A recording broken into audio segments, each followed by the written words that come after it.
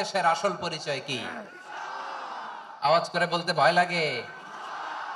এদেশের আসল পরিচয় কি? ইসলাম দিয়ে আমাদের সংসদ ভবন চলুক, আমরা চাই কি চাই না? বঙ্গভবনে লা ইলাহা ইল্লাল্লাহর পতাকা উড়ুক, আমরা চাই কি চাই না? প্রতিটি জেলা অফিসে, ডিসি অফিসে লা ইলাহার পতাকা ঝুলুক, আমরা চাই কি চাই না? কারা কারা চাই হাত তুলে আল্লাহরে দেখায়।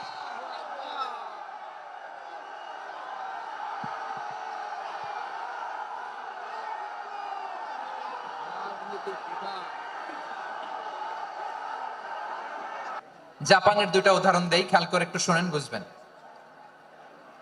আল্লাহ, 2022 সালে জাপানের সাথে জার্মানির খেলা, ফিফা ওয়ার্ল্ড কাপ 2022। এক পক্ষে জাপান, আরেক পক্ষে কোন দেশ? কথা শোনে নাই। এক পক্ষে কোন দেশ, আরেক পক্ষে? সবাই এক পক্ষে, আরেক পক্ষে। ওই খেলায় জিতেছিল জাপান, জিতেছিল 22 সালের এই ফিফা ওয়ার্ল্ড কাপে জাপান ফুটবল খেলায় জিতে age a part of their celebration তারা খেলার পরে পুরো স্টেডিয়ামটারে ক্লিন করে, the fan base of Japan. Lakh lakh মানুষ খেলা দেখতে যায়, তো এত ডাস্টবিনও তো নাই। তো যারা ডাস্টবিনে জায়গা পায় নাই, তারা এই যে চকলেটের প্যাকেট, পানির বোতল, চিপসের প্যাকেট তারা এদিকে সেদিকে রেখে দিয়েছে। জাপানের ভক্তরা, জাপানের ফলোয়াররা as a part of their celebration তারা খেলার পরে পুরো স্টেডিয়ামের সব ময়লা আবর্জনা ক্লিন করে তারপরে বিদায় নিয়েছে। তাদেরকে কি ক্লিন করার দায়িত্ব দেওয়া হয়েছিল?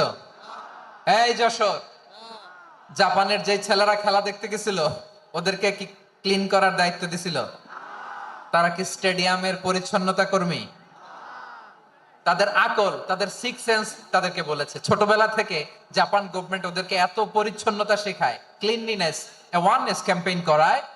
ক্লাসে আমি দেখেছি, ক্লাসে নিজের বেঞ্চ নিজে মুছে, ক্লাসের মাঝখানে একটা সময় দেয়, নিজের টেবিল নিজে মুছে, নিজের ক্লাসরুমটা নিজে পরিষ্কার করে। রাস্তাঘাটে একটা ধুলা নাই, ময়লা নাই, একটা টিস্যু নাই। খেলার পরে গোটা বিশ্বকে তাক লাগিয়ে দিয়েছে। জাপানের ফ্যানরা সবার রেখে যাওয়া গার্বেজ, টিস্যু, বোতল পরিষ্কার করে তারপরে স্টেডিয়াম থেকে বিদায় নিয়েছে। আমরা কেন এমন হইতে পারলাম না? আমরা কেন এমন হইতে পারলাম না? জাপানের যারা এগুলো করছে ওদের তিনটা করে চোখ না? চোখ তো তিনটা জাপানা লাগো, জাপানা লাগো। হাত তো চারটা, কান তো ছয়টা। হ্যাঁ, নাকি আমার মতো দুই হাত দুই কানালা মানুষ? চোখে দেখলে ওটা মানুষ না। চিন্তা করছেন? তার মানে জাপানিজদেরকে যে গ্রুমিং করে শিখানোর মাধ্যমে পরিচ্ছন্ন বানানো গেছে। ওরা যেমনি মানুষ, আমরাও মানুষ। আমাদের সন্তানদেরকে শেখালে তারাও পারবে, পারবে কিনা? দুই নাম্বার উদাহরণ বলি। চট্টগ্রাম ফেনীতে যারা গিয়েছেন, মেঘনা গোমতী ব্রিজ প্রকল্প নাম শুনছেন? মেঘনা একটা ব্রিজ পার হওয়া লাগে।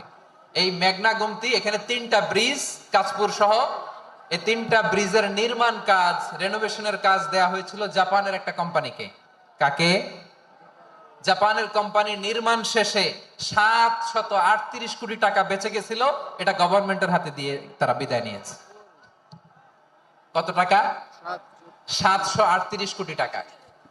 যত প্রাক্কলিত ব্যয় নির্ধারণ করা হয়েছে সব টাকা সরকার, তৎকালীন সরকার 2019-এর সরকার কারা ছিল তো জানেন? এই 2019-এর সরকার তাদেরকে দিয়েছে। তারা রিনোভেশন নির্মাণ শেষে 738 কোটি টাকা অতিরিক্ত বেঁচে গেছিল, এটা আবার গভর্নমেন্টের হাতে বুঝাই দিয়ে তারা বিদায় নিচ্ছে। আমরা কেন এমন হইতে পারলাম না? জাপানের ওরাও মানুষ, আমরাও মানুষ। তার মানে মানুষে মানুষে পার্থক্য আছে না নাই? আচ্ছা, জাপানের দুইটা উদাহরণ দিলাম, এবার আমার দেশের দুইটা উদাহরণ দিব না? বাংলাদেশের দুইটা উদাহরণ দিই। এক নম্বর উদাহরণ, গত সপ্তাহে আপনারা জানেন কক্সবাজার আমার একটা প্রোগ্রাম ছিল, তো হেলিকপ্টারে গিয়েছিলাম। ফেনী জেলা যখন পার হচ্ছি, আমি দেখলাম তিনটা উইন্ড মিল। উইন্ড মিল ছিলেন তো? বিশাল পিলার, তিনটা চারটা পাখা থাকে।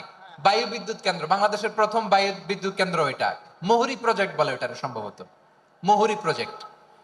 তো সাগরের বাতাসের ঝাপটায় এটা ঘুরে এনার্জি হয়, ইলেকট্রিসিটি উৎপাদন হয়। তো আমি পাইলটকে বললাম, ভাই এগুলো থেকে কেমন ইলেকট্রিসিটি উৎপাদন হয়? কয় হুজুর একটু হয় না, কিছুই হয় না। কিছুই হয় না মানে? বলে হুজুর বাংলাদেশে যত উইন্ড মিল আছে এটার পাখা একটাও ঘুরে না। আল্লাহ, বলেন কি? তাহলে যে কোটি কোটি টাকা ব্যয় করে যে উইন্ড মিল, কয় হুজুর ভিতরে ফিটফাট, উপরে ফিটফাট, ভিতরে সদরঘাট। তার মানে কোটি কোটি টাকা দিয়ে এই উইন্ড মিল বানায়, এখানে কিছু নাই। দুর্নীতির আড্ডাখানা, আখড়াখানা বাংলাদেশ, ঠিক কিনা বলেন? হায় রে, জাপানিজরাও মানুষ, আমরাও মানুষ। আমার এক নিকটাত্মীয় সরকারি চাকরিজীবী, উনি আমাকে বললেন, বাংলাদেশের আরেকটা উদাহরণ দেই। উনি আমাকে বললেন যে প্রতি বছর আমাদের অফিসের ফার্নিচার চেঞ্জ করে। আমি বললাম প্রতি বছর ফার্নিচার চেঞ্জ করে কেন? বলে যে ফার্নিচার নতুন পারচেজ করলেই তো ওইখানে টাকা, নতুন কিনতে পারলেই টাকা, নতুন উন্নয়নের সবক শোনাতে পারলেই টাকা। প্রথম আলোর রিপোর্ট, কি আলো? প্রথম আলোর রিপোর্ট, গত 15 বছরে উন্নয়নের নামে লুটপাট হয়েছে প্রায় 2.25 কোটি টাকা। কার রিপোর্ট? আমাদের বানানো কথা? প্রথম আলোর রিপোর্ট। গত 15 বছরে কারা ছিল জানেন তো? হ্যাঁ, শুধু ওনাদেরকেই দোষ দিয়ে লাভ নাই। স্বাধীনতার পর থেকে শুধু শাসকের হাত বদল হয়েছে, আমরা কিছু পাই নাই, ঠিক কিনা বলেন? শুধু ওনাদের দোষ দিয়ে কি লাভ? একদল খাইছে, আরেক দল খাওয়ার জন্য রেডি হয়ে আছে। আমরা এরকম চাই না। আমরা চাই স্বাধীন সার্বভৌম বাংলাদেশ। আমরা চাই দুর্নীতিমুক্ত বাংলাদেশ। আমি নিউজটা যে কতবার পড়লাম, এটা কি সম্ভব? 3.25 কোটি টাকা লুটপাট, মানে লুটপাট করতে করতে এদেশের জনগণকে ফুটপাতে বসায় দিচ্ছে। প্রিয় ভাইরা, জাপানের মানুষও মানুষ, আমরাও মানুষ। সিদ্ধান্ত আপনার, কোন মানুষ হবেন, ভালো মানুষ না খারাপ মানুষ? আজকের আলোচনার বিষয় হচ্ছে মানব সম্পদের উন্নয়ন, human resource development. It's a process to increase the capacity of knowledge, skill, capacity of the people of a country. একটা দেশের মানুষের জ্ঞান, তাদের দক্ষতা কি করে বাড়ানো যায়, বাড়িয়ে দেশের উন্নয়ন করানো যায়, এটাই হচ্ছে মানব সম্পদ উন্নয়নের মূল কথা। তাহলে মানব সম্পদ হচ্ছে একটা দেশের সবচাইতে শক্তিশালী পুঁজি। প্রাকৃতিক সম্পদ, খনিজ সম্পদের চেয়েও দামি হচ্ছে মানব সম্পদ। আমার প্রিয় যশোর, প্রাকৃতিক সম্পদ, খনিজ সম্পদের চেয়ে দামি সম্পদ কি সম্পদ? আল্লাহ তাআলা দয়া করে আমাদেরকে এই মানব সম্পদ দিয়েছেন। আসুন আমাদের এই মানুষগুলোকে আমরা সোনার মানুষ বানাই। রাজি আছেন তো সবাই? রাজি আছেন? মানুষ পারে না এমন কোনো কিছু নাই, চাইলে সব পারে। এজন্য মানুষকে তারবিয়া দিতে হবে, যথাযথভাবে তাদেরকে গড়তে হবে। আসুন আমরা সিরাতের আয়নায় বিশ্বনবীর জীবনী থেকে দেখি তিনি কিভাবে হিউম্যান রিসোর্সকে ম্যানেজ করতেন।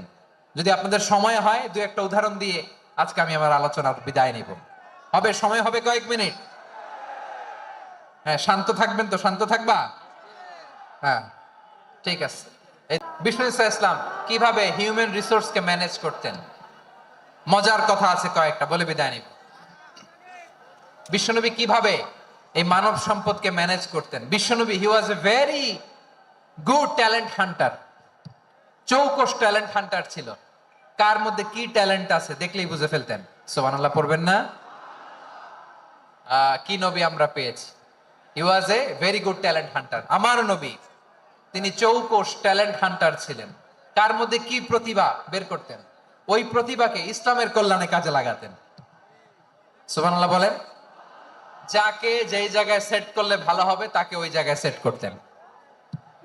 কয়েকজন সাহাবীর জীবনী শোনাই। আবু মাহজুরা রাদিয়াল্লাহু তাআলা আনহু, মক্কার মুয়াজ্জিন, আগে ছিল মুশরিক, পরে হয়েছে মুমিন। উনি কিভাবে মুমিন হইলেন এই ঘটনাটা একটু আপনাদের শোনাতে চাই। তা আপনাদের তো সময় নাই হাতে, সময় আছে? এই জেনজি শেষ করে দিল আজকের প্রোগ্রামটা। 1 ঘন্টা ধাক্কা ধাক্কি করে কেমনে দাঁড়ায় আছে আমি বুঝলাম না।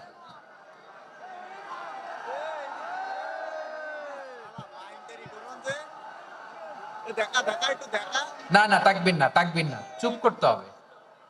What I need, you stop. Just shut up. চুপ। হ্যাঁ, ঠিক আছে, এভাবে। আবু মাহজুরা রাদিয়াল্লাহু তাআলা আনহু কিভাবে মুসলিম হলেন আওয়াজ করে শুনেন। হুনাইনের যুদ্ধ 8ম হিজরি, বিষ্ণু ঈসা ইসলাম হুনাইনের যুদ্ধ শেষে ফিরতেছেন, পথিমধ্যে বেলাল রাদিয়াল্লাহু তাআলা আনহু, এই যে আবার কথা, আই রে আল্লাহ রে, এখানে ধাক্কা থাকি কেন? চলে যাও, পেছনে যাও, যাও পেছনে যাও। কি আজীব তামাশা, যেখানে যায় এখানে ধাক্কা ধাক্কি, মারামারি, গায়ের উপরে কাঁধের উপরে শাউটিং। অনেক গুরুত্বপূর্ণ কথা পয়েন্ট করে নিয়ে আসে যে বলবো, এই শাউট করার কারণে প্রোগ্রামটাই নষ্ট করে দেয়। আসছে আমার ভালোবাসা দেখাইতে, প্রোগ্রামটা শেষ করে দিয়ে চলে যায়। স্টপ, আবার কথা বল, স্টপ। হুনাইনের যুদ্ধে 8ম হিজরি, কত হিজরি সবাই বলেন না একটু, কত হিজরি? 8ম হিজরিতে হুনাইনের যুদ্ধে রাসূল সাল্লাল্লাহু আলাইহি ওয়াসাল্লাম ফিরে আসতেছেন মদিনায়। পথিমধ্যে বেলাল রাদিয়াল্লাহু তাআলা আনহু আযান দিচ্ছেন। কি দিচ্ছেন? তো পাশে ছিল মুশরিকদের একটা পল্লী, কিছু মুশরিক তরুণ, কিছু অমুসলিম কিশোর, তারা আযানকে ব্যঙ্গ করতেছে, আমাদের বাংলায় মুখ ভেঙ্গানো বলে আর কি। বেলাল রাদিয়াল্লাহু তাআলা আনহু আযান দিচ্ছেন, ওই বাচ্চাগুলো মুশরিক, তো ওরা আযানকে ব্যঙ্গ করতেছে, বিকৃতি করে ওরাও আযান দিচ্ছে। উদ্দেশ্য হচ্ছে আযানকে নিয়ে ঠাট্টা করা। উদ্দেশ্য কি? ঠাট্টা করা। ব্যাপারটা মনে কষ্ট পাওয়ার মতো ব্যাপার না? কিন্তু বিশ্বনবী ওইখানে দেখেন কি খুঁজলেন। বিশ্বনবী খেয়াল করলেন অমুসলিম কিশোরদের মধ্যে থেকে একটা কিশোরের গলাটা বড় দরাজ গলা, কণ্ঠটা বড় সুন্দর। খেয়াল করে দেখলেন যে কিছু কিশোর বেলালের আযানকে ব্যঙ্গ করে, বিকৃতি করে, কিন্তু একজনের কণ্ঠ দেখতে পাচ্ছেন না এত দূরে, কিন্তু কণ্ঠটা বড় সুন্দর, দরাজ গলা। বিশ্বনবী সাহাবীদেরকে বললেন, ধরো এগুলারে, ধরো। সবগুলারে ধরে বিশ্বনবীর সামনে আনা হলো। ওরা হাঁটু গেড়ে বসলো। বিশ্বনবী বললেন, তোমাদের মধ্যে কে যেন ব্যঙ্গ করে আযান দিচ্ছিল, তার গলাটা বড় উঁচু, গলার বেসটা বড় মজবুত, মেলোডিয়াস, সুমধুর কণ্ঠ। কে? আবু মাহজুরা বলে, আমার বন্ধুরা সবাই আমার দিকে আঙ্গুল দেখায়, আমি পড়ে গেছি বিপদে। রাসূল সাল্লাল্লাহু আলাইহি ওয়াসাল্লাম বাকি অমুসলিম তরুণদেরকে ছেড়ে দিলেন, বললেন তোমরা যাও। এবার আবু মাহজুরারে পাইছে। আবু মাহজুরার চুলের মধ্যে হাত দিলেন বিশ্বনবী, মাথায় হাত দিয়ে বললেন, এবার আযান দাও দেখি। আবু মাহজুরা বলে, আমি তো আযান দিতে জানি না, কারণ আমি তো বেলালেরটা শুইনা শুইনা দিছি, আমার তো মুখস্থ নাই, আমি তো আযান দিতে জানি না। বিশ্বনবী বললেন, জানো না? তাহলে আসো আমি তোমারে শিখাই দেই। সুবহানাল্লাহ পড়া। আবু মাহজুরা হাঁটু গেড়ে বসে, বিশ্বনবীর মোবারক হাত আবু মাহজুরার চুলের মধ্যে। বিশ্বনবী আযানের মুআল্লিম আবু মাহজুরাকে বলতেছে, ঠিক আছে তোমারে শিখাই দিচ্ছি, আমি যা যা বলবো আমার সাথে সাথে বলো, পারবা? আবু মাহজুরা বলে, পারবো। বিশ্বনবী আযান দিচ্ছেন, মাথায় হাত দিয়ে আল্লাহু আকবার, আল্লাহু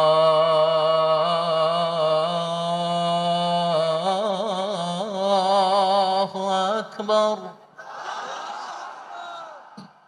আবু মাহজুরা এই বাক্যটা পড়লেন। বিশ্বনবী দ্বিতীয় বাক্য পড়তে আরম্ভ করলেন, আল্লাহু আকবার, আল্লাহু আকবার। আবু মাহজুরা এই বাক্যটা বললেন। বিশ্বনবী আবু মাহজুরার মাথার মধ্যে হাত দিয়ে তৃতীয় বাক্য বললেন, আশহাদু আল্লা ইলাহা ইল্লাল্লাহ।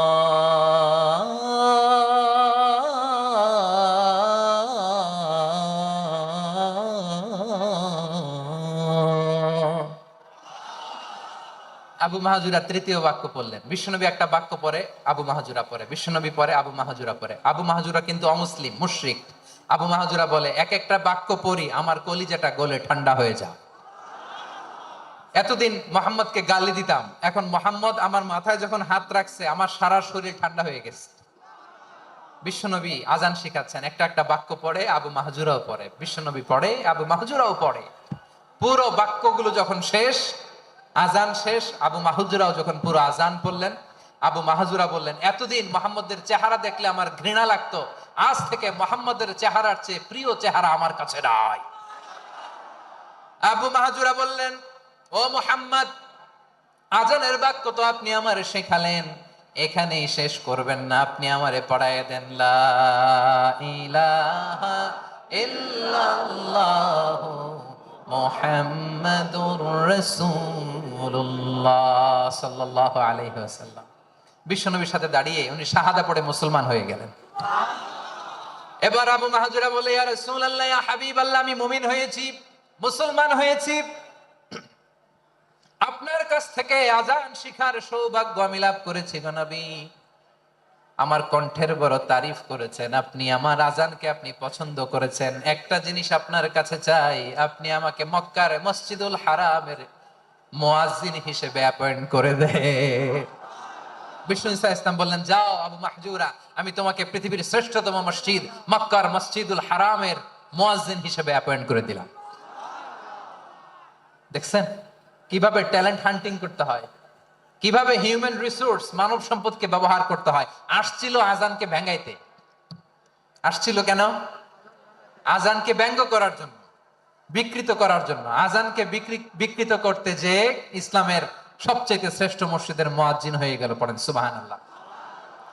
হযরত আবু মাহজুরা রাদিয়াল্লাহু তাআলা আনহু ওনার এই সুললিত কণ্ঠ ব্যবহার করে মসজিদুল হারামে এত সুন্দর করে আল্লাহু আকবার বলে আজান দিতেন, মানুষগুলোর, মুসল্লিগুলোর, মক্কাবাসীর হৃদয়কে তিনি বিগলিত করে দিতেন, মানুষের হৃদয়কে ঠান্ডা হয়ে যেত। শুধু এখানেই শেষ না আমার যশোরের ভাইয়েরা, বিশ্বনবী যখন সাইয়েদনা আবু মাহজুরা রাদিয়াল্লাহু তাআলা আনহুকে আজান শিখাচ্ছিলেন, বলেন তো বিশ্বনবীর হাতটা কোথায় ছিল? আবু মাহজুরার মাথার সামনে, এই চুলের উপরে ছিল। আবু মাহজুরা ওই স্মৃতিটাকে ধারণ করবার জন্য, ওই স্মৃতিকে বহন করার জন্য বিশ্বনবীর মোবারক হাত আবু মাহজুরার কপালের চুলের যেই জায়গায় লেগেছে, মৃত্যুর আগের দিন পর্যন্ত আবু মাহজুরা মাথার ওই চুলে কোনোদিন ছুরি আর কামার লাগায় না,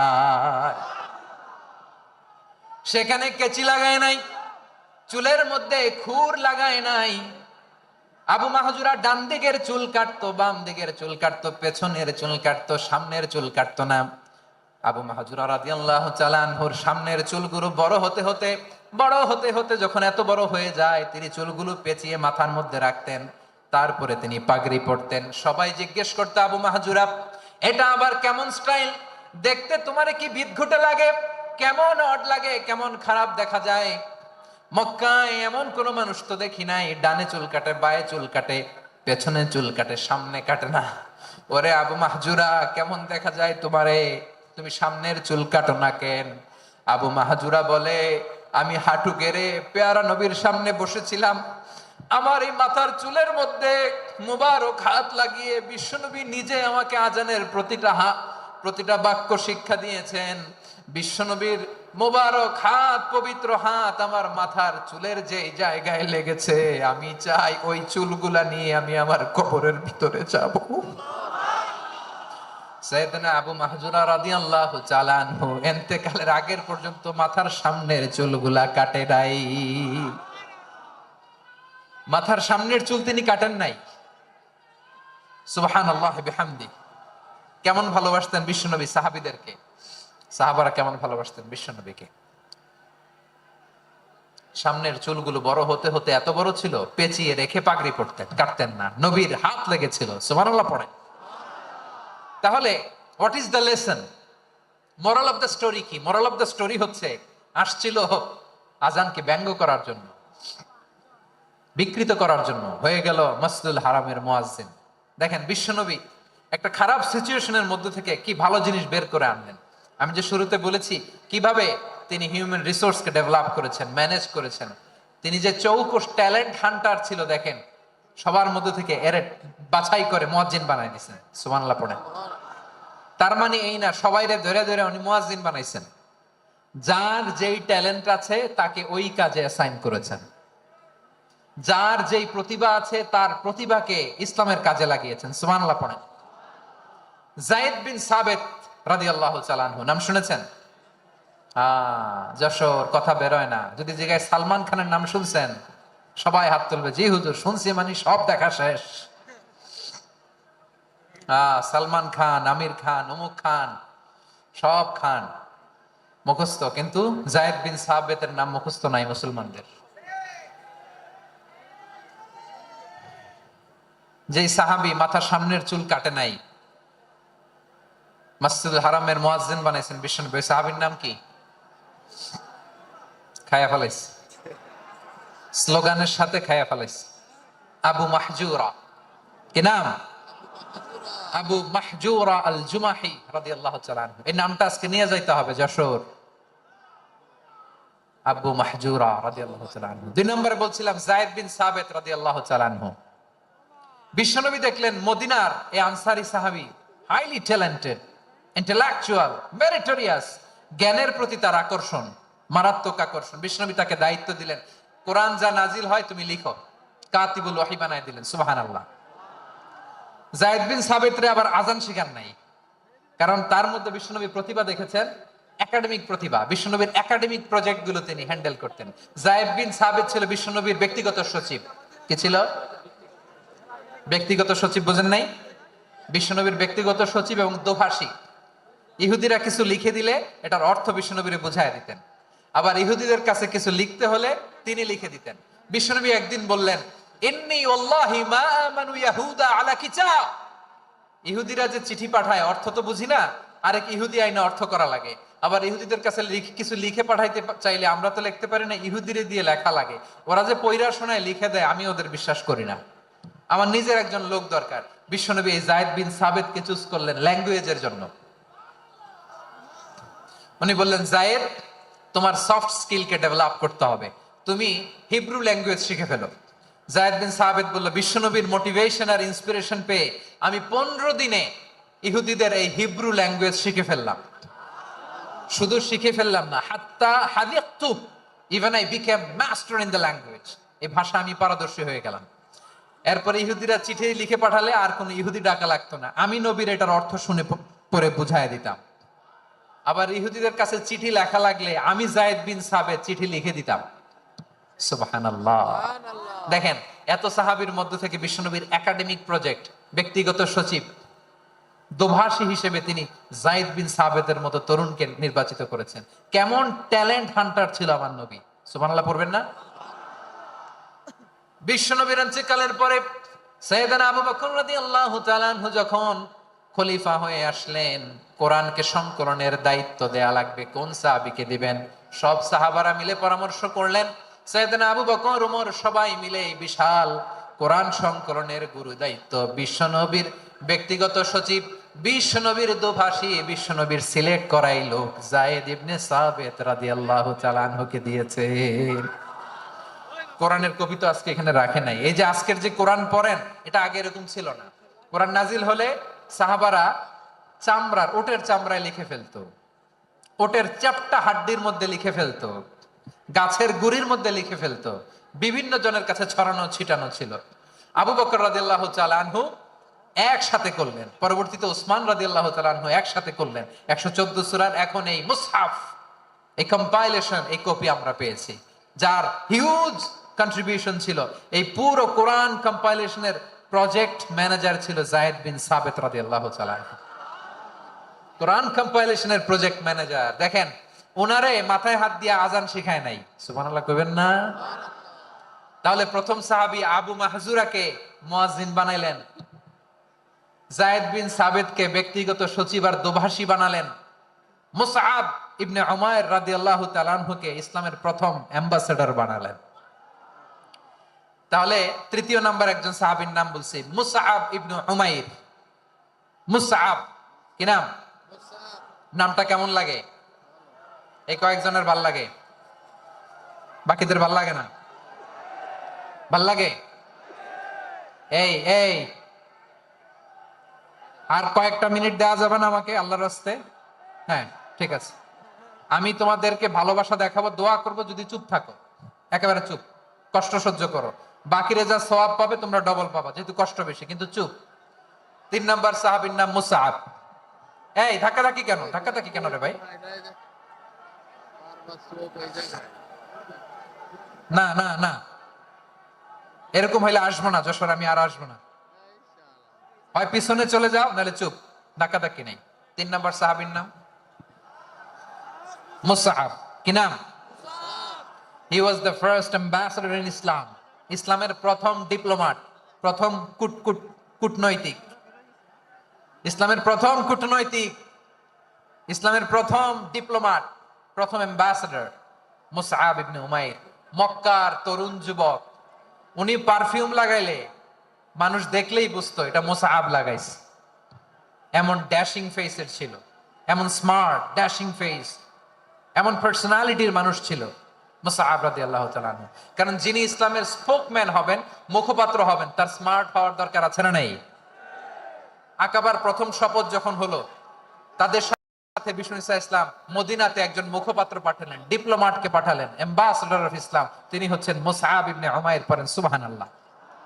বিশ্বনবী দেখলেন সে অনেক স্মার্ট, তার ডেডিকেশন আছে, সিনসিয়ারিটি আছে, এবং মদিনায় যে আউস খাজরাজ গোত্রের নেতাদের সাথে ডিল করতে হবে, ইহুদিদের সাথে ডিল করতে হবে, ওখানে একজন পাক্কা জানু খেলোয়াড়ের দরকার আছে না নাই?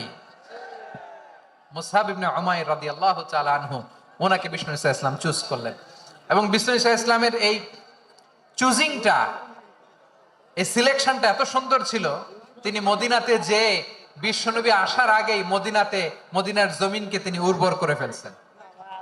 প্রতিটা ঘরে ঘরে কালিমার দাওয়াত তিনি পৌঁছায় দিচ্ছেন। জুমার বিধান নাজিল হয়েছে, কিন্তু মক্কায় পরিবেশ নাই জুমা পালনের। বিষ্ণু ঈসা ইসলাম একজনকে দিয়ে খবর পাঠালেন, যাও মদিনায় মুসাবকে যে বলো, মুসাব তো আমার শিক্ষক, আমার স্পোকম্যান, মদিনাতে যেন তারা জুমা কায়েম করে। বিশ্বনবীর আগেই মুসাব মদিনার মুসলিমদেরকে নিয়ে মদিনায় প্রথম জুমা কায়েম করে ফেলছে। কোন সুবহানাল্লাহ। ডিপ্লোম্যাটদের কেমন হইতে হয়, অ্যাম্বাসেডরের কেমন হইতে হয়, মুসআব রাদিয়াল্লাহু তাআলা আনহুর কাছ থেকে শিখে নাও। মুসআব নামটা কেমন লাগে? যশোর যাদের সন্তান হবে, ছেলে সন্তান, আমার রাস্তায় পাইলি সবাই জিজ্ঞেস করে, হুজুর একটা নাম দেন, আমার ছেলে হবে। যশোরবাসীর জন্য আমি একটা নাম দিয়ে দিলাম, নাম রাখতে হবে মুসআব। কি নাম? নামটা যাদের ভাল লাগে, ছেলে সন্তান অনাগত আসবে, মনে চাইলে নাম রেখে দিবেন মুসআব রাদিয়াল্লাহু তাআলা আনহুর নামে মুসআব। তাহলে মুসআব রাদিয়াল্লাহু তাআলা আনহুকে বিশ্বনবী ল্যাঙ্গুয়েজ শিখান নাই, সফট স্কিল শিখান নাই। যায়েদ রাদিয়াল্লাহু, তিনি হিব্রু ল্যাঙ্গুয়েজ শিখেছেন, সুরিয়ানি শিখেছেন, কিন্তু মুসআবকে তিনি বানিয়েছেন the spokesman of Islam, the first diplomat, the ambassador of Islam. সুবহানাল্লাহ পড়বেন না? আব্দুল্লাহ ইবনে আব্বাস রাদিয়াল্লাহু তাআলা আনহু, বিশ্বনবীর কাজিন, চাচাতো ভাই। আবার মাইমুনা রাদিয়াল্লাহু তাআলা আনহু, মাইমুনা নবীর স্ত্রী, তিনি ছিলেন আব্দুল্লাহর আপন খালা। তো নবীর বউ যদি ওনার খালা হয়, নবী তার কি? বুঝে নাই, নবী তার কি? খালু। তাহলে সম্পর্ক অনেক গভীর, কাজিন আবার খালু। ছোট্ট মানুষ, তাই রাতে মাঝে মাঝে ঘরে থাকতো। বিশ্বনবী দেখলেন আব্দুল্লাহ যেহেতু আমার ঘরে ঢুকতে পারে, আব্দুল্লাহরে এই উম্মতের বড় শিক্ষাবিদ বানাইতে হবে। কথা বোঝে নাই? আব্দুল্লাহকে কি বানাইতে হবে? শিক্ষাবিদ, এডুকেটর অফ দিস উম্মাহ, এই উম্মার শিক্ষাবিদ বানাইতে হবে। তাই আব্দুল্লাহ ইবনে আব্বাসকে বিশ্বনবী হাতে কলমে শিক্ষা দিয়েছেন। আহারে, আর এরপরে যে কি ভাষা আসবে তোমাদের জন্য আমার মুখ থেকে, আমি নিজেও জানি না, আমি নিজেও জানি না। 1 ঘন্টা যাবত ধাক্কা ধাক্কি মারামারি। তো আসতে বলছে কে তোমাকে? পেছনে চলে যাও, জায়গা না পেলে পুরো প্রোগ্রামটাই নষ্ট করে দেবে।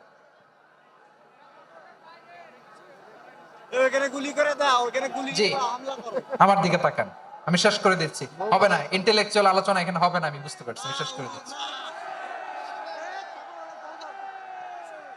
আব্দুল্লাহ ইবনে আব্বাস রাদিয়াল্লাহু তাআলা আনহু, মনোযোগ দিয়ে কয়েকটা মিনিট শুনুন, আমি এখনই শেষ করে দিচ্ছি, এরপর আওয়াজ করবে। এই যে এগুলো কি আমি বুঝলাম না। আমি বললাম না সব করা যাবে, বসে যাও, শুয়ে যাও, চলে যাও, আওয়াজ করা যাবে না। অন্যকে বসো এটাও বলার দরকার নাই, জাস্ট এদিকে তাকাও। আল্লাহ। আব্দুল্লাহ ইবনে আব্বাস রাদিয়াল্লাহু তাআলা আনহু, ওনাকে বিশ্বনবী হাতে কলমে শিক্ষা দিয়েছেন, যেহেতু উম্মতের শিক্ষাবিদ হবেন, এডুকেটর হবেন। তো বিশ্বনবী রাতে যখন তাহাজ্জুদ পড়তেন, ছোট্ট আব্দুল্লাহ ঘরে থাকতো। বুঝতে পেরেছেন? ছোট্ট মানুষ তো ঘরে থাকতো। তো বিশ্বনবী তাহাজ্জুদের জন্য একবার দাঁড়িয়েছেন, ছোট্ট আব্দুল্লাহ ওযু করে দাঁড়াইছে। আচ্ছা বলেন তো, ইমাম আর মুসল্লি মোট যদি দুইজন হয়, একজন ইমাম একজন মুসল্লি, তো মুসল্লি ইমামের কোন দিকে দাঁড়াবে? ডানে দাঁড়াবে। ছোট্ট আব্দুল্লাহ বোঝে নাই, বিশ্বনবী তাহাজ্জুদ শুরু করেছেন, উনি ইক্তেদা করছেন আর দাঁড়াইছেন বায়ে। কোথায় দাঁড়িয়েছেন? আব্দুল্লাহ বলেন, যখন আমি বায়ে দাঁড়ালাম, আখাযা রাসূলুল্লাহ সাল্লাল্লাহু আলাইহি ওয়াসাল্লাম উযুনি আল ইউমনা ইয়াফতিলুহা, বিশ্বনবী নামাজরত অবস্থায় আমার কান ধরে টেনে আমার ডান দিকে এনে দাঁড় করায় দিলেন। পড়েন সুবহানাল্লাহ। দেখেন, হাতে কলমে শিক্ষা। আর জীবনে ভুল হবে? কথা কয় না, আর ভুল হবে? আর ভুল হবে না।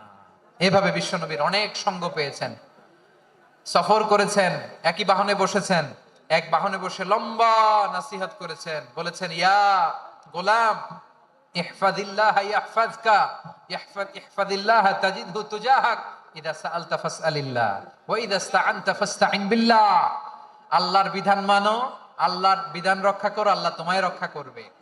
আব্দুল্লাহ, চাইতে হলে আল্লাহর কাছে চাও, সাহায্য চাইতে হলে আল্লাহর কাছে সাহায্য চাও। মনে রাখো, গোটা বিশ্বের সবাই যদি তোমার সাহায্য করতে চায়, ততটুকুই করতে পারবে যতটুকু আল্লাহ তোমার নসিবে রেখেছে।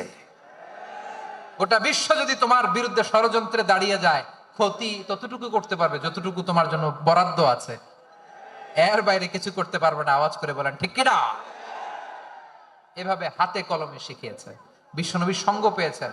ওনাকে বিষ্ণু ইসলাম শিক্ষাবিদ, এডুকেটর অফ দিস উম্মাহ হিসেবে সিলেক্ট করেছেন, হাতে কলমে শিখিয়েছেন। বিশ্বনবী একবার প্রকৃতির ডাকে সাড়া দিয়ে এসেছেন। এখন কি করতে হবে? নামাজের জন্য অজু করতে হবে। বিশ্বনবী এসেই দেখেন অজুর বদনায় পানি ভরা, খুশি হয়ে গেলেন, বললেন, কে রেখেছে পানি? একজন বলল, আব্দুল্লাহ রেখেছে। বিশ্বনবী অত্যন্ত খুশি হলেন, খুশি হয়ে একটা দোয়া করলেন, বললেন, আল্লাহুম্মা ফাক্কিহু ফিদ্দীন ওয়া আল্লিমহু তা'ওয়ীল। আল্লাহ, তুমি আব্দুল্লাহকে দ্বীনের বুঝ দিও আর কোরআনের তাফসীর শিক্ষা দিও। বিশ্বনবীর এই দোয়া এমন লাগছে, উনি রাইসুল মুফাসসিরিন, এই পৃথিবীতে যত মুফাসসির ছিল, যত মুফাসসির আসবে, সকল মুফাসসিরের সম্রাট হিসেবে স্বীকৃত হয়েছেন। আব্দুল্লাহ ইবনে আব্বাস, বিশ্বনবী ওনারে আজান শিখান নাই, বিশ্বনবী ওনারে ল্যাঙ্গুয়েজ শিখান নাই, বিশ্বনবী ওনারে অ্যাম্বাসাডর বানান নাই, হাতে কলমে শিক্ষা দিয়েছেন। ছোট্ট মানুষ, বিশ্বনবী ইন্তেকাল করলেন, আবু বকরের সময় গেল, ওমরে ফারুকের খেলাফত, তখনও তিনি তরুণ। ওমরে ফারুক রাদিয়াল্লাহু তাআলা আনহু ওনার ক্যাবিনেট মিনিস্ট্রির বৈঠকে এই আব্দুল্লাহ ইবনে আব্বাসকে পাশ দিয়ে বসায় রাখতেন। বয়স্ক সাহাবারা এটা পছন্দ করতো না। তারা বলতো, ঘটনা কি? আব্দুল্লাহর মতো ছেলে নাতি আমাদের আছে, এরা কেন রাখে ওমরে ফারুক? ওমরে ফারুক এটা টের পেলেন, তিনি বুঝতে পারলেন যে ক্যাবিনেট মেম্বাররা এটা পছন্দ করে না, ছোট্ট আব্দুল্লাহরে কেন রাখি, কেন যে রাখি, এটা একদিন বুঝাবো। একদিন মিটিং এ তিনি সবাইকে বললেন, ইদা জাআ নাসরুল্লাহি ওয়াল ফাতহ। এই আয়াত দ্বারা উদ্দেশ্য কি বলেন তো মুরব্বী সাহাবীরা? এক সাহাবী বলেন, এই সূরা দ্বারা উদ্দেশ্য, আল্লাহ বলেছেন আমাদেরকে বিভিন্ন ল্যান্ড, বিভিন্ন এলাকা বিজয় করতে হবে। ওমরে ফারুক বললেন, না, হয়নি। আরেকজন বললেন, বিজয় হওয়ার পর আমাদের বেশি বেশি আল্লাহর বরত্বের ঘোষণা দিতে হবে, এটা উদ্দেশ্য। ওমরে ফারুক বললেন, না, হয় নাই। যারা জিজ্ঞেস করেন কেউ পারে না। সব শেষে বিশ্বনবী ছোট্ট আব্দুল্লাহরে বলেন, আব্দুল্লাহ, ইদা জাআ নাসরুল্লাহি ওয়াল ফাতহ, এর দ্বারা উদ্দেশ্য কি বলো তো? ছোট্ট আব্দুল্লাহ বলেন, হুয়া আজালু রাসূলিল্লাহ। এই আয়াত দ্বারা বিশ্বনবীর বিদায়কে উদ্দেশ্য নেওয়া হয়েছে। ওমরে ফারুক বললেন, হাযা হুয়া, এটাই তো সঠিক উত্তর, এটাই সঠিক তাফসীর এই আয়াতের। কারণ ইদা জাআ নাসরুল্লাহি ওয়াল ফাতহ, যখন আল্লাহর সাহায্য আর বিজয় আসবে, ওয়া রাআইতান নাসা ইয়াদখুলুনা ফি দীনিল্লাহি আফওয়াজা, আপনি দেখবেন দলে দলে, ঢলে ঢলে, বানের পানির মতো মানুষ ইসলামের দিকে ঢুকতেছে, ইসলামের বিজয় হয়েছে। তো ইসলামের বিজয়ের মিশন নিয়ে নবী আসছে, বিজয়ী যখন হয়ে গেছে, এখন তো নবীর বিদায় হবে। জোরে বলেন ঠিক কিনা? কোন সাহাবী এই সূক্ষ্ম কথাটা ধরতে পারে নাই, ওই আব্দুল্লাহ ছাড়া। আব্দুল্লাহ যখন উত্তর দিছে, সব সাহাবীদের টনক নড়েছে। এরপর থেকে কোন ক্যাবিনেট মিটিং এ আর কোন সাহাবারা কোনো প্রশ্ন করে নাই। আওয়াজ করে পড়েন সুবহানাল্লাহ। বিশ্বনবী আব্দুল্লাহ ইবনে আব্বাসকে দ্য এডুকেটর অফ দ্য উম্মাহ, উম্মার শিক্ষাবিদ হিসেবে গ্রহণ করেছেন। আওয়াজ করে পড়তে হবে আল্লাহু আকবার। সাহাবীদের নামগুলো মনে থাকবে? এক নম্বরে আবু মাহজুরা, মুয়াজ্জিন বানাইছেন। যায়েদ ইবনে সাবিত, দোভাষী, ট্রান্সলেটর অফ প্রফেট, এবং তিনি ছিলেন বিশ্বনবীর ব্যক্তিগত সচিব। মুসআব ইবনে উমাইর, the first ambassador and diplomat of Islam. আব্দুল্লাহ ইবনে আব্বাস, এই উম্মার সবচেয়ে বড় এডুকেটর, শিক্ষাবিদ। আরেকজন ছিল আব্দুল্লাহ ইবনে মাসউদ রাদিয়াল্লাহু তাআলা। দুই আব্দুল্লাহ, আব্বাস গেল, আরেকজন হচ্ছে মাসউদ। মক্কার তরুণ, ছাগল পালতো মুশরিকের। বিশ্বনবী আর আবু বকর রাদিয়াল্লাহু তাআলা আনহু একবার গেলেন, যে দেখে এই তরুণ দাঁড়ায় আছে। বিশ্বনবী বলেন, আমি খুব ক্ষুধার্ত, তোমার কাছে কি দুধ আছে ছাগলের? আব্দুল্লাহ ইবনে মাসউদ বলে, আছে। ওয়ালাকিন আনা মুতামান, কিন্তু যে দুধ আছে এটা আমানতের, আমি দিতে পারবো না। বিশ্বনবী এইটা শুনেই তারা টার্গেট করে ফেলছে। আনা মুতামান, দুধ আছে কিন্তু এটা আমার মালিকের, আমি তো দরদ দেখায় আমার মালিকের দুধ আপনি পথিক, আপনারে দিতে পারি না। বিশ্বনবী টার্গেট করে ফেলছেন, এরে আমার কাজে লাগাইতে হবে।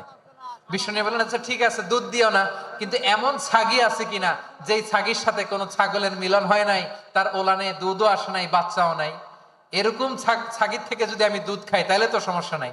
বলতেছে, এরকম ছাগির থেকে দুধ খাইলে সমস্যা নাই, কারণ এরকম ছাগির ওলান থেকে দুধ আসবেও না।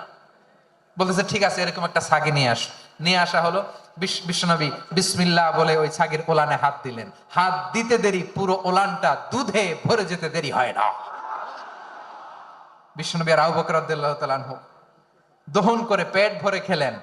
এই দৃশ্য আব্দুল্লাহ ইবনে মাসউদের হৃদয়ে দাগ কাটলো। এই মুজিজা দেখে তিনি বললেন, আশহাদু আল্লা ইলাহা ইল্লাল্লাহ ওয়া আশহাদু আন্না মুহাম্মাদুর রাসূলুল্লাহ। তিনি ষষ্ঠ মুসলিম ছিলেন, 6 নম্বর মুসলমান। ওনাকে টার্গেট করে বিশ্বনবী দেখলেন এমন ইন্টেলেকচুয়াল ব্রেন, উনি সূক্ষ্ম সূক্ষ্ম জিনিস বুঝে বেশি, ফিকহি জ্ঞান ওনার মধ্যে বেশি। বিশ্বনবী ওনাকে কোরআনের জ্ঞান শিক্ষা দিতে লাগলেন। উনি বিশ্বনবী সবার কাছে কোরআন শোনায়, কিন্তু বিশ্বনবী নিজে আব্দুল্লাহ ইবনে মাসউদের কাছ থেকে কোরআন শুনতো।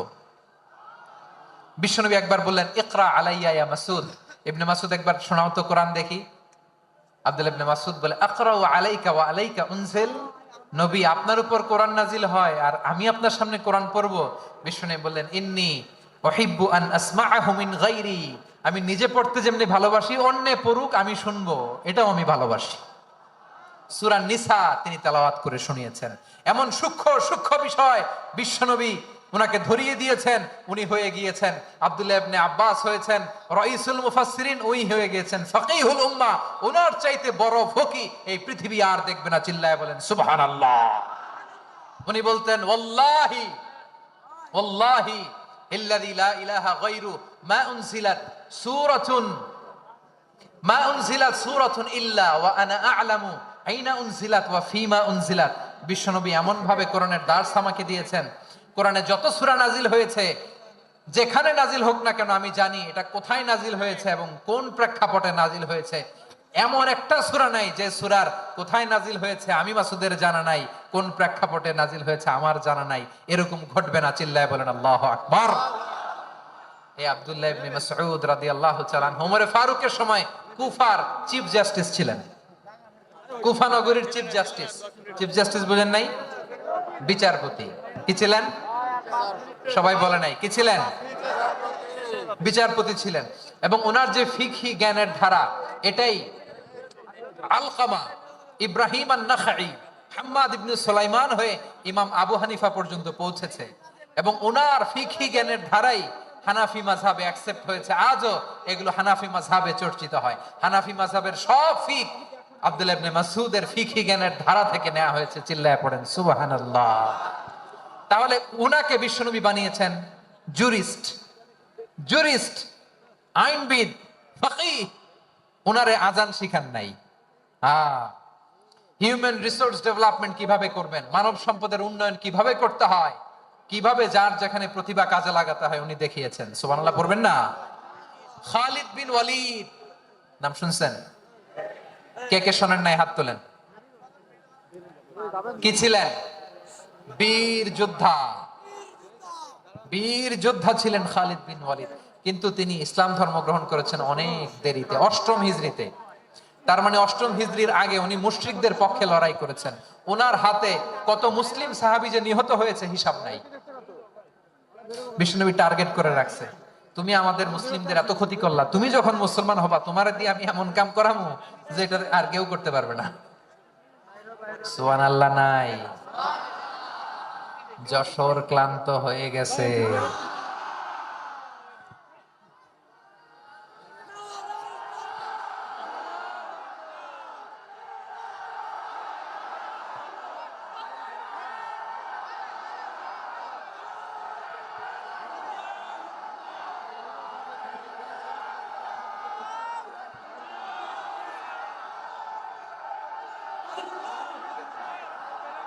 মাশাআল্লাহ, বসুন বসুন বসুন।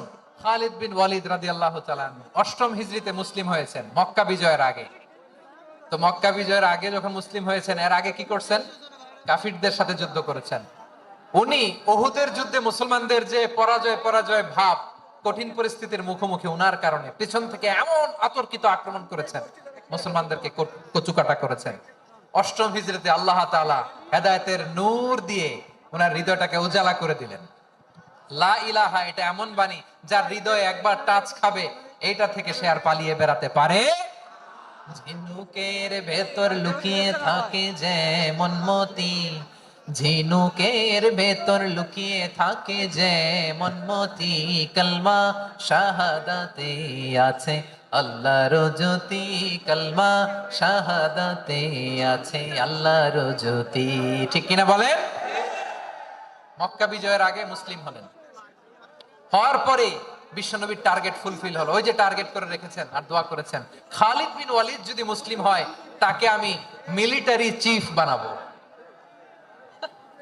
ওনাকে আজান শিখান নাই, ওনারে কান ধইরা নামাজের এই মাথা থেকে ওই মাথা আনান নাই, ফিকহি কোরআনের সূক্ষ্ম তাফসীর ওনারে শিখান নাই, অ্যাম্বাসেডর বানান নাই। বিষ্ণু ইসলাম উনাকে সামরিক অভিযানে প্রেরণ করেছেন। সামরিক অভিযানে তিনি প্রেরণ করেছেন। ওনার জীবদ্দশায় ওনার নেতৃত্বে যতগুলো যুদ্ধ হয়েছে, একটা যুদ্ধেও তিনি পরাজয় বরণ করেন না। ওমরে ফারুকের সময়কালে তিনি চিফ অফ মুসলিম মিলিটারি, মানে মুসলিম সেনাপতি হয়েছেন। যশোর, আওয়াজ করো, ঠিক কিনা বলো? সেনাপতি, মুসলিম সেনাপতি। তাহলে কিভাবে হিউম্যান রিসোর্স ব্যবহার করতে হয় গোটা বিশ্ব আমার নবীর কাছ থেকে শিখে না। খালিদ বিন ওয়ালিদ, ওনাকে বিশ্বনবী একটা উপাধি দিয়েছেন। উপাধিটা হচ্ছে সাইফুল্লাহিল মাসলুল, আল্লাহর নাঙ্গা তরবারি, আল্লাহর খোলা তরবারি, দ্য ওপেন সোর্ড অফ আল্লাহ। খালিদ বিন ওয়ালিদ মুসলিম সেনাপতি। হাসান বিন সাবিত নাম শুনছেন? দেখি উনি কি ছিল বলেন।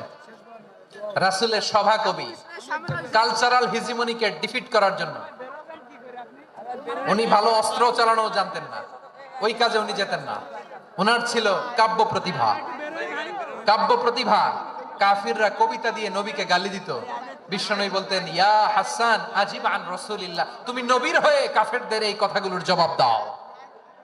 বিশ্বনবীর একটা মিম্বার ছিল। বিশ্বনবীর মিম্বারের পাশাপাশি মসজিদে নববীতে এই হাসান বিন সাবিতের জন্য বিশ্বনবী একটা স্পেশাল মিম্বার বানিয়ে দিয়েছে। এখান থেকে তুমি জবাব দাও। এবং বিশ্বনবী বলেছেন, আল্লাহুম্মা আইয়িদহু বিরূহিল কুদুস। আল্লাহ, হাসান আমার পক্ষে জবাব দেয়, তুমি জিব্রাইল মারফত তাকে সাহায্য পাঠায়া দিও। নবীর কবি, উনি কবিতা দিয়ে, এমন উচ্চাঙ্গের ভাষায় কবিতা দিয়ে তিনি জবাব দিতেন, কাফিরদের গা শিহরে যেত, তাদের হৃদয়ে আগুন ধরে যেত। তাহলে এরকম কবিরও দরকার আছে না নাই? এখন যাকে আল্লাহ দিছে কাব্য প্রতিভা, এরা যদি আপনি যুদ্ধের ময়দানে পাঠান হবে? যারা দিছে সুরেলা গলা, এরা যদি অ্যাম্বাসেডর বানান হবে না। হাসান বিন সাবিত হুযায়ফা ইবনুল ইয়ামান বিশ্বনবীর গোয়েন্দা বিভাগের প্রধান। কিসের প্রধান? হুযায়ফা ইবনুল ইয়ামান। ওনার ছিল ডিটেকটিভ মাইন্ড, ডিটেকটিভ মাইন্ড, গোয়েন্দা বিভাগের প্রধান। এবং উনি হচ্ছেন সাহিবু সিররি রাসূলিল্লাহ, রাসূল সাল্লাল্লাহু আলাইহি ওয়াসাল্লামের গোপন তথ্যের ধারক বাহক। নবীর যেই কথা কেউ জানে না, সব হুযায়ফার পেটের ভিতরে ছিল। সুবহানাল্লাহ পড়েন। মুআয ইবনে জাবাল মদিনা রাষ্ট্রের সবচেয়ে সিনিয়র আমলা ছিলেন। আমলাতন্ত্র চেনেন তো? প্রশাসনিক কাজ যারা চালায়, অ্যাডমিনিস্ট্রেশন বোঝেন না? The department of administration. Medina রাষ্ট্রের সিনিয়র আমলা মুআয ইবনে জাবাল মুতাখাসসিসুন ফিল হালাল ওয়াল হারাম, হালাল হারামের স্পেশালিস্ট ছিলেন। বিশ্বনবী উনাকে ইয়ামানের গভর্নর করে পাঠিয়েছে। বলেছেন, ইন্নাকা তা'তি কওমান আহলা কিতাব, এমন গোষ্ঠীর কাছে যাবা যারা ইহুদি নাসারা। আগে শাহাদা পড়লে এরপর নামাজের দাওয়াত দিও, নামাজ পড়লে যাকাতের দাওয়াত দিও। গভর্নরের অ্যাটিটিউড যেমন থাকে তেমন অ্যাটিটিউড ধরে রেখো। সুবহানাল্লাহ পড়েন। তাহলে মুআয ইবনে জাবালকে দিয়ে বিশ্বনবী কবিতা লেখায় নাই, চিঠি লেখায় নাই, আযান দেওয়ায় নাই। সুবহানাল্লাহ পড়বেন না? সব শেষ সাহাবী বলি আবু হুরায়রা রাদিয়াল্লাহু তাআলা নাম শুনছেন? বিড়ালের বাবা। কি করতেন? খালি হাদিস মুখস্থ করতেন। উনি বলতেন আলজামু রাসূলুল্লাহ আলা মিলই বাতনি, আমার শুধু পেটের ক্ষুধার বন্দোবস্ত হইলে আমি নবীর সঙ্গ ছাড়তাম না। আমার আনসার সাহাবারা ক্ষেত খামারের কাজ করত, আমার মুহাজির সাহাবারা ব্যবসা করত, আর আমি নবীর সাথে সাথে থাকতাম। শুধু সকাল বিকাল দুই বেলা যদি আমার খাবারের বন্দোবস্ত হয়, আমি আর নবীর লক ছাড়ি না। সুবহানাল্লাহ কইবেন না? 5374টা হাদিস তিনি বর্ণনা করেছেন। সবচেয়ে বেশি হাদিস বর্ণনাকারী সাহাবী। হাদিস প্রিজার্ভেশনের কাজে বিশ্বনবী ওনাকে কাজে লাগিয়েছেন। উনি একদিন বলেন, ইয়া রাসূলুল্লাহ আসমাউ মিনকা কাসীরান ফালা আহফাজু, নবী অনেক কথা শুনি আমার মনে থাকে না। বিষ্ণু বললেন, তাই তুবসুত রিদাক, তোমার চাদরটা বিছাও। আবু হুরায়রা বিছালেন, বিশ্বনবী হাত বুলায় দিলেন, এরপর অনেক হাদিস বর্ণনা করলেন। আবু হুরায়রা বলে, তারপর থেকে বিশ্বনবী যাই বর্ণনা করে আমি শুনি আর একটাও ভুলি না। এখন সুবহানাল্লাহ। বিশ্বনবী ওনাকে হাদিস প্রিজার্ভেশন, নবীর এই যে লক্ষ্য হাদিস প্রিজার্ভেশনের এই দায়িত্ব দিয়েছেন সাইয়েদনা আবু হুরায়রা রাদিয়াল্লাহু তাআলা। প্রিয় ভাইরা, তাহলে 10 জন সাহাবীর কথা যে বললাম, আপনারা কি খেয়াল করেছেন কত বড় ট্যালেন্ট হান্টার, চৌকস ট্যালেন্ট হান্টার ছিল আমার নবী। এক একজনের এক এক ট্যালেন্ট, এক এক কাজে অ্যাসাইন করেছেন, এক একজনকে এক এক দায়িত্ব দিয়েছেন, এক একজনের প্রতিভাকে এক এক ভাবে বিকশিত হওয়ার সুযোগ দিয়েছেন। আওয়াজ করে বলেন ঠিক কি না? এখন আমার পর্দার আড়ালে আমার মায়েরা বলবে, এতগুলো পুরুষ সাহাবীর কথা বললো, নারী সাহাবীরা কি কিছু করে না? হ্যাঁ, একজন নারী সাহাবীর কথা বলে মোনাজাত হবে, দোয়া ছাড়া কেউ যাব না। রুফাইদা আল আসলামিয়া রাদিয়াল্লাহু তাআলা আনহা, ওনার বাবার নাম সাআদ আল আসলামি। বিশ্বনবী কি খেয়াল করলেন দেখেন, সাআদ ছিল মদিনার বড় ডাক্তার। এই নারী সাহাবী রুফাইদা বাবার কাছ থেকে চিকিৎসা বিদ্যা শিখেছেন। যখন শিখছে, বিশ্বনবী দেখলেন আমার তো প্রতি সপ্তাহে সপ্তাহে যুদ্ধে আহত সাহাবীদের সেবা দিবে কে? বিশ্বনবী রুফাইদাকে বললেন, রুফাইদা তুমি মসজিদে নববীর পাশে একটা মেডিকেল ক্যাম্প করো। এই যে সাকিনা আদ্দিন মেডিকেলের আমার ছাত্রী বন্ধুরা, শুনে রাখো, তোমাদের আইকন হচ্ছে রুফাইদা আল আসলামিয়া। বিশ্বনবীর ডিরেকশন অনুযায়ী তিনি মসজিদে নববীর পাশে একটা মেডিকেল ক্যাম্প করলেন এবং আহত সাহাবাদের চিকিৎসা উনি ওনার টিম নিয়ে দিতেন। বিশ্বনবীর পরামর্শে উনি আনসারি এবং মুহাজির মহিলা সাহাবীদেরকে নিয়ে একটা স্পেশাল মেডিকেল টিম গঠন করলেন।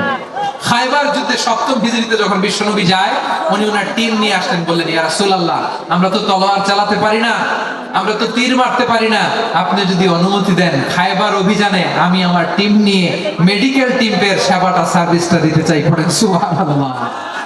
বিশ্বনবী অনুমতি দিলেন। যুদ্ধ সাহাবীদের সাথে রুফাইদা আল আসলামিয়া উনিও মেডিকেল টিম নিয়ে অগ্রসর হলেন।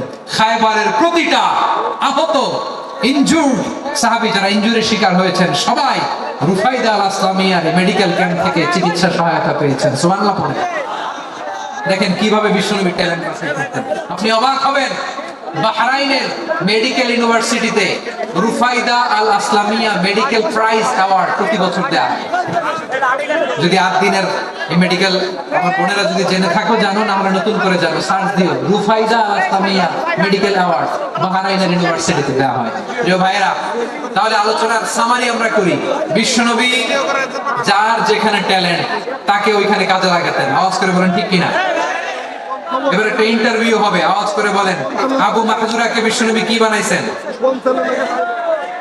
হ্যাঁ, ভুলে গেছেন?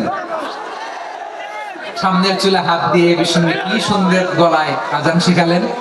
মুয়াজ্জিন যায়েদ বিন সাবিতকে একাডেমিক প্রজেক্টের দায়িত্ব দিয়েছেন, তিনি ছিলেন বিশ্বনবীর দোভাষী ব্যক্তিগত সচিব। মুসআব ইবনে Umair the first ambassador of Islam, Abdullah ইবনে আব্বাস উম্মার বড় শিক্ষাবিদ মুফাসসির, আব্দুল্লাহ ইবনে মাসউদ ছিলেন জুরিস্ট। কি ছিলেন? জুরিস্ট ছিলেন, এই উম্মার সবচেয়ে বড় জুরিস্ট। খালিদ বিন ওয়ালিদ সেনাপ্রধান। হাসান বিন সাবিত ছিলেন বিশ্বনবীর সভাকবি। কি ছিলেন? বিশ্বনবীর সভাকবি ছিলেন। এরপরে হুযায়ফা ইবনুল ইয়ামান কি ছিলেন? গোয়েন্দা বিভাগের প্রধান। মুআদ ইবনে জাবাল কি ছিলেন? সিনিয়র আমলা, ইয়ামানের গভর্নর। আবু হুরায়রা রাদিয়াল্লাহু তাআলা আনহু হাদিস প্রিজার্ভেশনের কাজ করেছেন। আর আমাদের রুফাইদা আল আসলামিয়া রাদিয়াল্লাহু তাআলা আনহা কি ছিলেন? নার্স ছিলেন। নার্স হয়ে মেডিকেল সেবা দিয়েছেন। প্রিয় ভাইয়া, পুরো আলোচনার যদি সামারি করি তাহলে বিশ্বনবী যেভাবে হিউম্যান রিসোর্সকে ম্যানেজ করেছেন, যার যেখানে প্রতিভা কাজে লাগিয়েছেন, আমরাও যদি করি আমাদের বাংলাদেশের চিত্র আমরা পাল্টে দিতে পারবো। আমরা শুরুতে শুনেছি মানুষের আছে অসীম সম্ভাবনা, প্রতিটা মানুষ অনন্য, যত্ন নিলে, যথাযথ পরিচর্যা করলে মানুষ বিশ্ব জয় করতে পারে, ঠিক কিনা? আমাদের হাফেজে কোরআনের সামনে দাঁড়াতে পারে এমন কোন হাফেজে কোরআন আল্লাহর জমিনে জন্ম হয় না। গোটা বিশ্ব কাঁপিয়ে তারা সেরা, আমাদের ক্রিকেটাররা সেরা, আমাদের তৈরি পোশাক শিল্প সেরা। এরকম অনেক অনেক সেরা জিনিস আছে, আমরা এগুলোর নার্চারিং করতে পারিনি, পরিচর্যা করতে পারিনি, সঠিক তারবিয়াতের অভাব। তাহলে মানুষের অসীম সম্ভাবনাকে কাজে লাগাতে হবে, ঠিক কিনা বলেন? ইউনুস গভর্নমেন্টকে আমি বলবো, অল্প সময়ের জন্য আপনারা এসেছেন, সংস্কারও করতে হবে, আবার নির্বাচনও করতে হবে। সব সংস্কার হতে করতে পারবেন না, যতটুকু পারবেন এর মধ্যে আমাদের যে হিউজ ম্যান পাওয়ার, আমাদের যে মানব সম্পদ, হিউম্যান রিসোর্স, এটাকে ডেভেলপ করে আপনাদের যেতে হবে। যেটা পারবেন না সেটাকে পরবর্তী নির্বাচিত গভর্নমেন্টের কাছে রেখে যেতে হবে, যে তারা যেন করে, তাদের কাছে আপনারা এটা রেখে যান। তাহলে মানুষ চাইলে বিশ্ব জয় করতে পারে। আর মানুষকে হারাতে পারে কেউ? জোরে বলো যশোর, মানুষকে হারাতে পারে কেউ? আল্লাহ আমাদেরকে জনসংখ্যা দিয়েছেন প্রিয় ভাইয়েরা। এই জনসংখ্যা অনেক বড় সম্পদ, এটা আমাদের জন্য অভিশাপ নয়, আশীর্বাদ। আমাদের জনসংখ্যাকে যদি আমরা জনশক্তিতে রূপান্তর করতে পারি, আজকে বাংলাদেশ যে অবস্থানে দাঁড়িয়ে আছে, বাংলাদেশ তার 20 গুণ উন্নতির শিখরে চলে যাবে। চিল্লায় বলো ঠিক কিনা? আমাদের শ্রমিক ভাইয়েরা বাইরে কাজ করে, আমাদের শ্রমজীবী ভাইয়েরা, প্রবাসীরা, তাদের ব্যাপারে গুরুত্ব দিতে হবে। আমাদের শ্রমের দাম সবচেয়ে কম, সবচেয়ে কম। তারা এম্বাসিতে গুরুত্ব পায় না, এয়ারপোর্টে গুরুত্ব পায় না। এই সরকার অবশ্য তাদেরকে অনেক গুরুত্ব দিচ্ছে। আমাদের অদক্ষ শ্রমিককে যখন আমরা দুবাই পাঠাই অল্প বেতন পায়, কিন্তু ইন্ডিয়ানরা দক্ষ শ্রমিক পাঠাইলে তার 3 গুণ বেতন পায়। আমরা আমাদের শ্রমিকদেরকে অদক্ষ ভাবে আর পাঠাতে চাই না, দক্ষ শ্রমিক পাঠিয়ে আমরা রেমিটেন্সের বন্যা বইয়ে দেব। আমাদের শ্রমিকদের পাঠানো রেমিটেন্সের টাকায় সচল থাকে আমার দেশের অর্থনীতির চাকা। তাদেরকে সবচেয়ে গুরুত্ব দিতে হবে। আমরা পেয়েছি ফ্রিডম ফাইটার, মুক্তিযোদ্ধা, আর আমার প্রবাসী ভাইরা হচ্ছে রেমিটেন্স ফাইটার। জোরে বলো ঠিক কিনা? তাহলে আমাদের এই জনশক্তিকে জনসম্পদে ট্রান্সফর্ম করতে হবে, ঠিক কিনা বলেন? সরকার জনগণকে এভাবে পলিশ করতে হবে। মা বাবারা ছেলে মেয়েদের মধ্যে কার কোন যোগ্যতা তাকে ওইভাবে কাজে লাগাতে হবে। সবার এ প্লাস পাওয়ার কোনো দরকার নেই। আমাদের দেশে একটা টেন্ডেন্সি আছে, পরীক্ষায় এ প্লাস না পাইলে কই তুই কি করলি, পাশের বাড়ির ছেলে এ প্লাস পাইছে, যা ওর পা ধোয়া পানি খা। কি খা? আমি ভাবছি যে পা ধোয়া, এ প্লাস পাওয়া ছেলেদের পা ধোয়া পানির একটা পানির ব্র্যান্ড বানাইতে হবে, এরকম লেখা থাকবে এ প্লাস পাওয়া ছেলেদের পা ধোয়া পানি। খাওয়া নাই, এগুলার খাওয়া নাই। ওরে আল্লাহ এ প্লাস পাওয়ার জন্য বানাইছে, আর আপনার ছেলেকে এই এ প্লাস গুলারে নিয়ন্ত্রণ করার জন্য আল্লাহ বানাইছে। ওকে দিয়ে আল্লাহ কি করবে আপনি জানেনই না। একটা এ প্লাস, একটা এ গ্রেড একটা মানুষের জীবনকে ঠিক করে দিতে পারে না। আপনার ছেলেকে আল্লাহ অন্যদিকে যোগ্যতা দিয়েছে। ওদের মনোবল ভাঙবেন না, খবরদার, খবরদার। ছেলে মেয়েদের মনোবল ভাঙবেন না।